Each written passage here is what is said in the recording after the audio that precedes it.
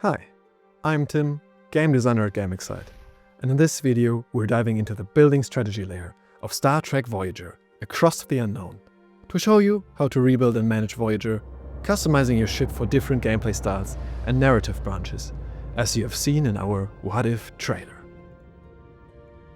In Star Trek Voyager Across the Unknown, the goal is to get home. But to get home, you have to survive. While a lot of people compare our game to live simulation games based on the iconic side view, from a gameplay perspective, we actually had survival strategy titles in mind when designing the core loop. You are under constant pressure to balance crew morale and resource scarcity. And while some resources can be produced or traded, the vast majority must be gathered by exploring, forcing you to keep moving. Watch our exploration deep dive video for more information. Ship and crew management takes place in a detailed side view of the U.S.S. Voyager, reminiscent of the panel at the back of the bridge, with most of the ship's systems represented by rooms. This cross-section gives you a complete overview, from the bridge down to main engineering.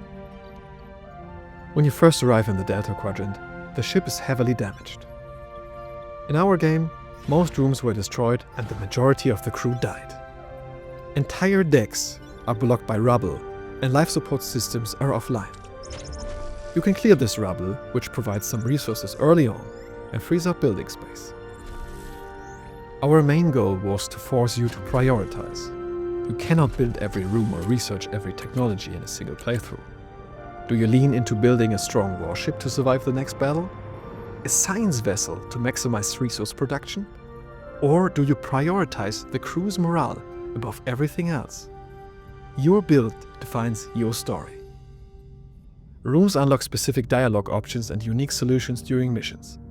You have to choose the right strategy to write the story you want. The heartbeat of the game are cycles. A cycle passes when the ship moves. Every cycle consumes deuterium to power the warp core, which in turn provides energy.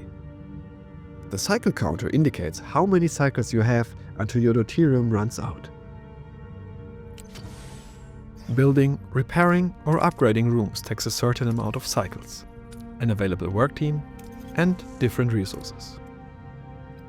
Duranium and tritanium are the basic building resources and mostly gathered in missions or at points of interest. Dilithium is a rarely found substance mostly used to upgrade the warp core, build shuttles, and progress research. Bioneural geopacks are one of the two advanced building resources and exclusively produced in biolabs, as they are specific to Voyager. Nanites are used to operate Borg technology and are produced in the biolab, or gathered at Borg points of interests. To rebuild Voyager and survive the increasingly difficult challenges of the Delta Quadrant, you have to expand. You need additional decks which provide more building space, but unlocking new decks isn't free. You must repair life support to make them accessible, which is expensive and takes time. But even if you have the space, you face other limits. In order to function, rooms consume energy and need available crew to operate. Rooms may get damaged during combat or exploration, with repairs costing resources. But your biggest concern is hull integrity. If it hits zero, Voyager is destroyed. Assign work teams in engineering offices to repair the hull, which then are not available for other building tasks. Or look out for repair stations during your journey, but their services aren't cheap. If you want to upgrade and further improve your ship, you need to look into the tech tree to research technologies which unlock passive improvements, new rooms, and upgrades. Research takes time, but also costs science points, which are generated in science labs. The more, the merrier. The tech tree is divided into multiple categories. For example, if you want to get more self-sufficient and produce resources on board, take a look into the science category. Or you might want to enhance your combat power by investing in the combat tab. If you want to unlock higher quality quarters to improve morale, you have to research in the crew tab. If you struggle with deuterium upkeep, you could enhance the warp core's efficiency in the engineering tab. And later on, the Borg tab is unlocked. Furthermore, Placing heroes with the associated skills into rooms will improve the room's efficiency, making them valuable rewards in missions, or adding weight to their death. As mentioned at the beginning, morale is absolutely critical. There are many factors impacting morale, from a lack of accommodation and rations, over dialogue choices, to sickness, injury, or simply homesickness. And in turn, it impacts the efficiency of the ship. But most importantly, when morale drops to zero and you don't react quickly, the crew eventually mutinies and it's game over. It's a constant balancing act between expanding your capabilities and keeping the ship from falling apart, as well as keeping your crew happy and keeping them alive. With the basics out of the way, let's continue explaining the key rooms and associated decisions that go into your ship build. Main engineering houses the warp core and is vital for energy management. As explained, each room requires a certain amount of energy. The amount of energy produced in turn depends on the warp core level, but the higher it is, the more deuterium it requires per cycle. As resources are scarce, you will regularly find yourself turning off rooms and prioritizing systems.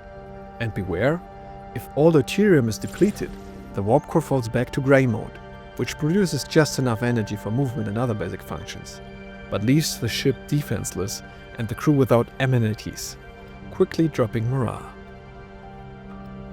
Batteries store excess energy of the warp core. They serve as a temporary energy source when the energy demand is higher than the energy output, or when deuterium is depleted, delaying the activation of the grey mode if enough energy is stored. If you build enough batteries, you can power the ship's systems for a while. Maybe just long enough to reach the next deuterium deposit. Holodecks and observation lounges improve your morale, but the former requires lots of energy, while the latter reduces your hull integrity as a side effect. Another important decision awaits in the mess hall. Do you want to serve freshly cooked meals using food, or offer replicator rations that boost morale at the expense of deuterium? In contrast, emergency rations do not require anything, but are really disliked by the crew, draining morale.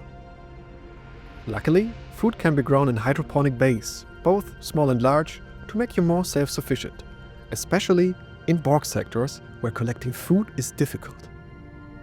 Likewise, waste assemblers can produce small amounts of deuterium, uranium, or, if upgraded, tritanium. You may also repair the Aero Shuttle Bay, only hinted at in the show, and used in our game to trade resources or to decrease the sector threat level, which defines the chance of random attacks while traveling.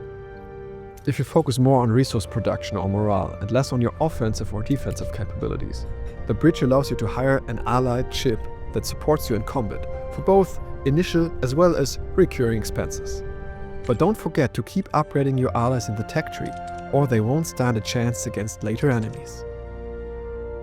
The shuttle bay is a place to build and house shuttles. Upgrading this room allows you to build more shuttles, increasing your chances at certain points of interest. The cloaking device is one of the rarest technologies you can acquire throughout your journey and requires vast amounts of energy, but allows you to flee combat, or in some cases, avoid it entirely. And finally, there are the combat rooms. From basics like shield generators, torpedo launchers, and phasers, to more exotic systems like disruptors, energy dissipators, metaphasic shields, or even a Borg cutting beam. You can learn more about combat by watching our combat deep dive video. Whether you stick to Starfleet protocols or embrace Borg technology, the ship you build will determine if and how you make it home. Thank you for your time, and we hope to see you in the Delta Quadrant soon.